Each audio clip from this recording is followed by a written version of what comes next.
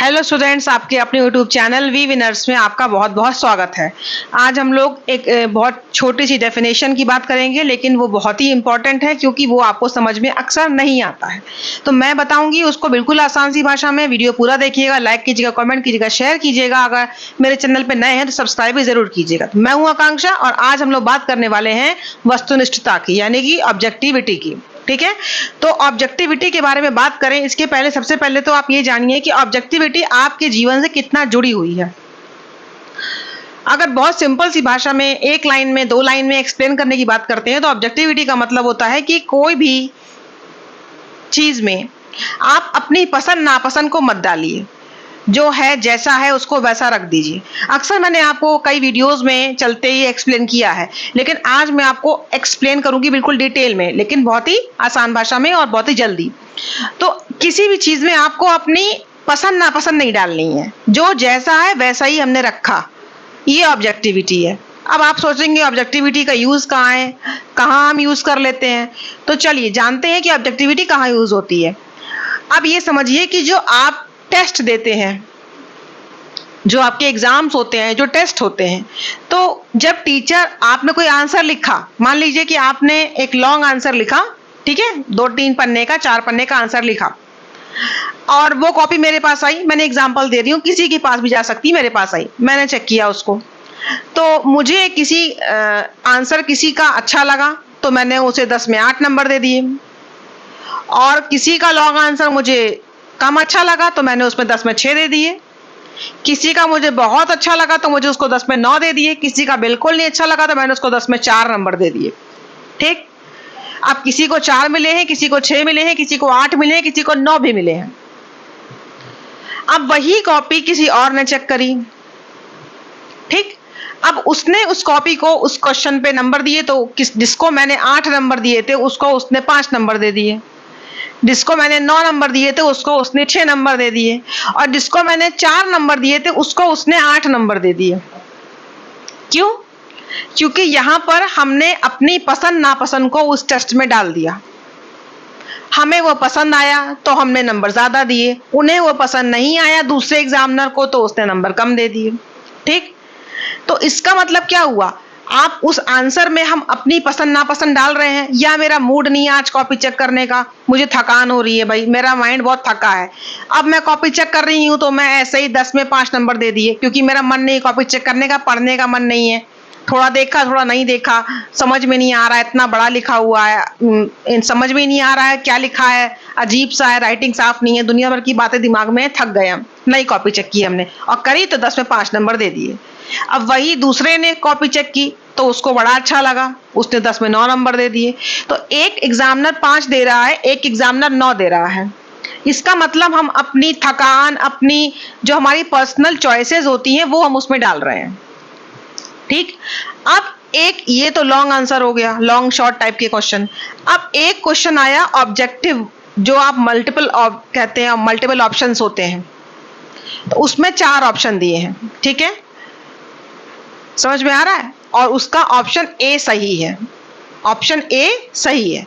अब वो कॉपी मेरे पास आएगी तो उस क्वेश्चन में, अब चाहे मेरा मूड अच्छा हो चाहे ना अच्छा हो, चाहे मुझे कितनी थकान हो रही हो, चाहे मुझे पसंद ना आ रहा, वो क्वेश्चन नहीं पसंद है, लेकिन अगर उसने, बच्चे ने ए आंसर टिक किया है तो मैं कितने नंबर दूंगी। अगर वो क्वेश्चन 1 नंबर का है तो मुझे 1 नंबर देने पड़ेंगे, यानी कि मैंने उसको 1 नंबर दिए। अब अगर दूसरा एग्जामिनर वो कॉपी लेके गया, उसने भी वो कॉपी चेक की और उसने भी जब देखा कि ए उसने आंसर लगाया है तो उसने भी उसको 1 नंबर दिया, तो हम लोगों के नंबर एक जैसे हैं। हमने भी 1 दिया, उसने भी 1 दिया। क्यों? क्योंकि हमने अपनी पर्सनल चॉइस डालने का मौका ही नहीं मिला। अब एक आंसर था, इसमें कुछ गलत सही तो था नहीं, उस ना हम अपनी पर्सनल चॉइस डाल सकते थे। अब उसने एक आंसर टिक किया था, आंसर ए सही था तो मैंने भी उसको 1 दिए, और चूंकि वो सही था इसलिए दूसरे एग्जामिनर ने भी उसको 1 नंबर दिया। यानी कि जब हम अपनी पसंद नापसंद को किसी टेस्ट में नहीं डाल पाते हैं, उससे वो प्रूफ रहता है, तो वो क्या बोलते हैं, उसको हम वस्तुनिष्ठ परीक्षण, यानी कि ऑब्जेक्टिव टेस्ट। आई होप आपको मेरी भाषा आसान से समझ में आई होगी। एक बार देखिए क्या लिखा है स्लाइड पे।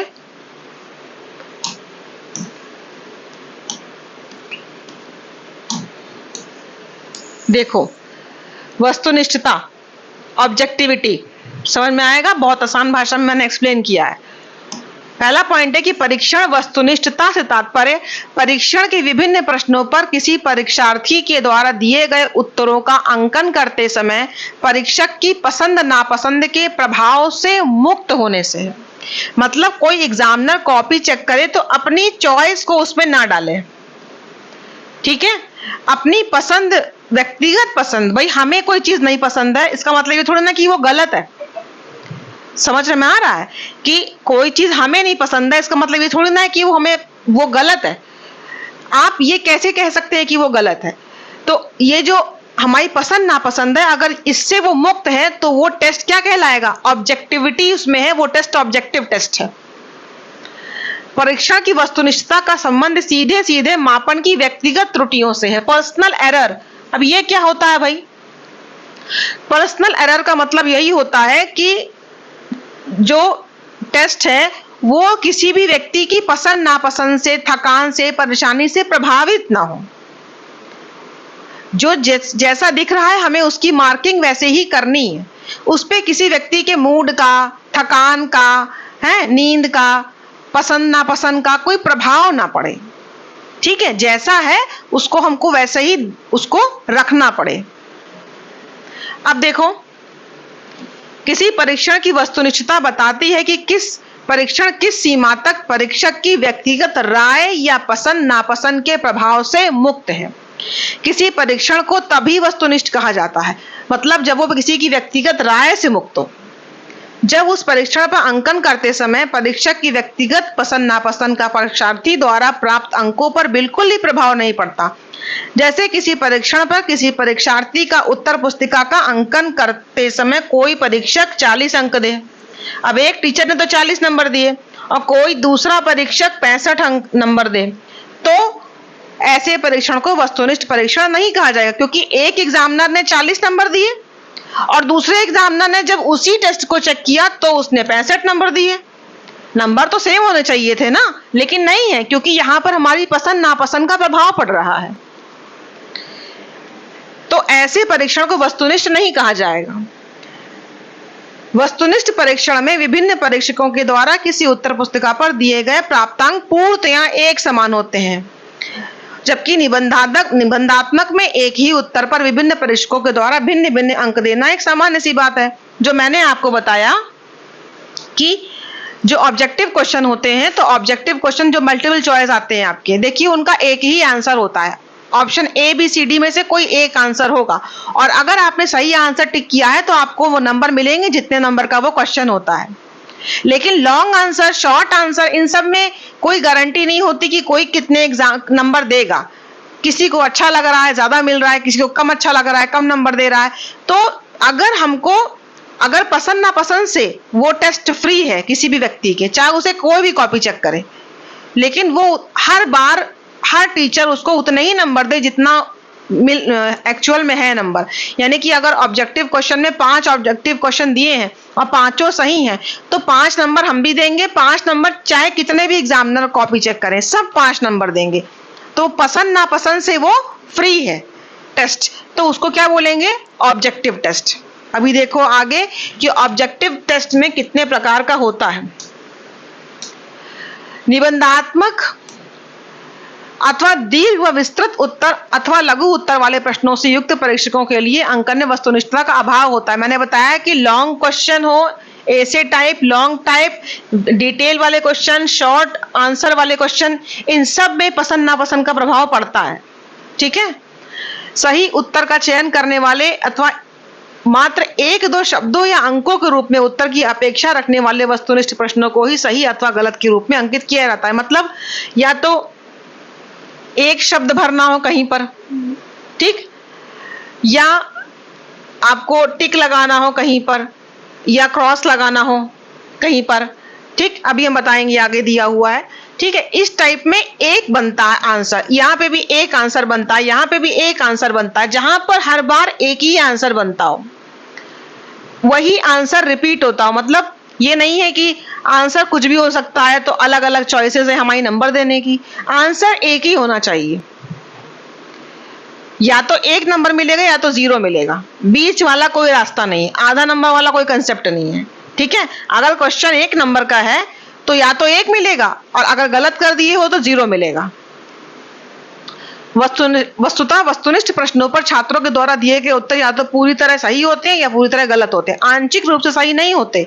यानी कि या तो वो पूरी तरह सही है, भाई आपने अगर सही आंसर को टिक किया है तो वो पूरी तरह सही होगा, और अगर आपने गलत किया है तो जीरो मिलेगा।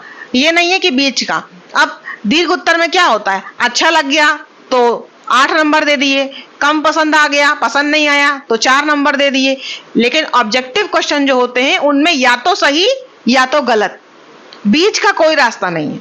अगर आपने सही आंसर टिक किया है तो 1 नंबर या जितने नंबर का वो क्वेश्चन है फुल मार्क्स मिलेंगे, पूरा सही या तो पूरा गलत, बीच वाला कोई नहीं है।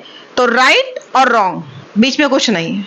लेकिन निबंधात्मक में, लॉन्ग आंसर में, शॉर्ट आंसर में क्या होता है, अच्छा है तो बहुत अच्छा है, नहीं अच्छा है तो बिल्कुल नहीं अच्छा है, कई बार मीडियम भी नंबर मिल जाते हैं, 6 नंबर भी मिल जाते हैं किसी किसी को। लेकिन यहाँ पर ऐसा कुछ नहीं, जो ऑब्जेक्टिव है तो पसंद नापसंद से फ्री है, या तो सही है और या तो गलत है, दोनों चॉइसेस हैं, बस 2 ही चॉइसेस हैं। ठीक है, अब देखो हमने किस टाइप के प्रश्नों को वस्तुनिष्ठ कहा।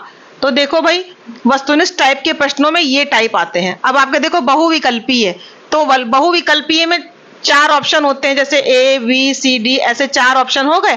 अब आपको एक टिक करना है, आपने सी टिक किया, सी आपका आंसर है, तो आपको 1 नंबर का क्वेश्चन था, हमने 1 नंबर दे दिए। समझ में आया, ये आंसर आपका। ये मल्टीपल चॉइस तो आप लोग करते हैं जो एग्जाम में। अब देखो ट्रू फॉल्स, सत्य सत्य, इसमें भी क्या है, अब या तो ट्रू है, या तो ट्रू है क्वेश्चन और या तो फॉल्स है। 1 नंबर का क्वेश्चन है, तो ट्रू हुआ तो हमने 1 नंबर दे दिए, फॉल्स हुआ तो 0 नंबर मिले आपको। समझ में आया। अब देखो रिकॉल में, रिकॉल का मतलब ये है कि मैंने सवाल पूछा कि भारत के पहले राष्ट्रपति का नाम क्या है, तो एक ही तो राष्ट्रपति होंगे, आपका आंसर तो एक ही होगा और सारे बच्चे वही आंसर देंगे अगर सही देंगे तो। ठीक है, तो पुनः स्मरण का मतलब रिकॉल किया, आपने याद किया कि भाई पहले का सवाल पूछा गया है, या बक्सर की लड़ाई कब हुई थी, तो जो डेट होगी बक्सर की लड़ाई की, अगर आपने वही डेट लिखी तो क्या मिला, 1 नंबर। और अगर 1 नंबर का सवाल है और अगर बक्सर की लड़ाई आपने सही नहीं लिखी, डेट सही नहीं लिखी, तो आपको मिला 0 नंबर। ठीक, तो क्या इन दोनों के बीच में कोई बीच का रास्ता है, नहीं भाई, या तो बक्सर की लड़ाई का डेट आपको याद है और या तो नहीं, इसमें कोई चॉइस नहीं है आपकी कि हम कोई भी डेट, आपको एक डेट बतानी है।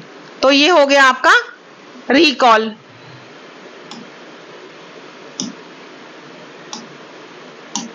ये आपका हो गया रिकॉल। ठीक, और मैचिंग देखो, मैचिंग में भी हमने बताया आपको कि जैसे मान लीजिए 4 आपको इधर साइड में 4 डेट्स दी हुई हैं, मैंने दिखा, यहाँ पर लिखा मैंने प्लासी की लड़ाई, बक्सर की लड़ाई, हल्दीघाटी का युद्ध, 3 युद्ध मैंने लिखे और 3 यहाँ डेट्स लिख दी। तो अब आपको ऐसे ऐसे मैचिंग करना है। अब कोई भी आंसर जिसका जो हो, तो अगर आपने सही मैच किया तब तो आपको 1-1 नंबर मिलेगा। एक सवाल का, ये एक सवाल है, इसमें 1 नंबर बनता है, और अगर मैचिंग आपकी गलत है तो आपको 0 मिलेगा। ठीक है, और है कंप्लीशन। अब कंप्लीशन का क्या मतलब है कि फिल इन द ब्लैंक्स, ये मेरा सवाल है और यहाँ फिल इन द ब्लैंक्स भरना है कि आपको बताना है कि जो मेरा वही सवाल था, मैं रिपीट कर रही हूँ कि भारत के पहले राष्ट्रपति, यहाँ पर डैश है और यहाँ पे लिखा थे। अब यहाँ पे आपको उनका नाम भरना है पहले राष्ट्रपति का, तो एक ही आंसर बनेगा। अगर आपने सही किया तो 1 नंबर, क्योंकि 1 नंबर का सवाल था, नहीं तो 0। तो यानी कि वस्तुनिष्ठ प्रश्नों में आप देखिए कि वस्तुनिष्ठ प्रश्नों में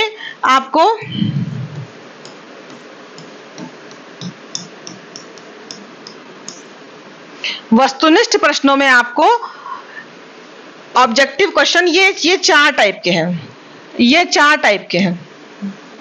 ठीक है, जिसमें एक तो मल्टीपल चॉइस हो गया, इसमें भी एक ही आंसर बनता है, इसमें भी ट्रू फॉल्स में भी या तो ट्रू या तो फॉल्स बनेगा, रिकॉल में भी आप रिकॉल करेंगे तो एक ही आंसर बनेगा, मिलान में भी आपको मिलाना है, अगर सही मिलाएंगे तो नंबर है 1 नहीं तो 0, और पूर्ति में भी फिल इन द ब्लैंक्स आएगा, खाली स्थान भरो तो एक ही आप आंसर भरेंगे, अगर वो आंसर आप सही भरेंगे तो 1 नंबर नहीं तो 0 नंबर। यानी कि यहाँ पर जो टीचर होता है, ये जो कॉपी चेक करता है, उसकी चॉइस का कोई भी प्रभाव नहीं पड़ता।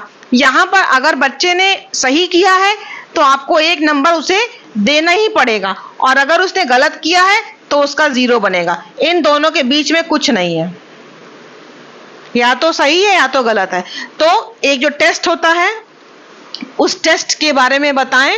अगर टेस्ट के बारे में बात की जाए तो टेस्ट के बारे में अगर बात की जाए तो जो परीक्षण होता है, जो टेस्ट होता है, जब वो परीक्षक की या एग्जामिनर की पसंद नापसंद से, थकान से और उसके पर्सनल जो उसके जीवन से रिलेटेड चीज़ों से प्रभावित नहीं होता, जो पर्सनल चॉइस से या किसी भी परेशानी जो उसकी व्यक्तिगत परेशानियां हैं उससे वो टेस्ट प्रभावित नहीं होता है, तो ऐसे टेस्ट को वस्तुनिष्ठ परीक्षण या ऑब्जेक्टिव टेस्ट कहा जाता है। उम्मीद करते हैं समझ में आ गया होगा। मिलते हैं नेक्स्ट वीडियो में। जय हिंद।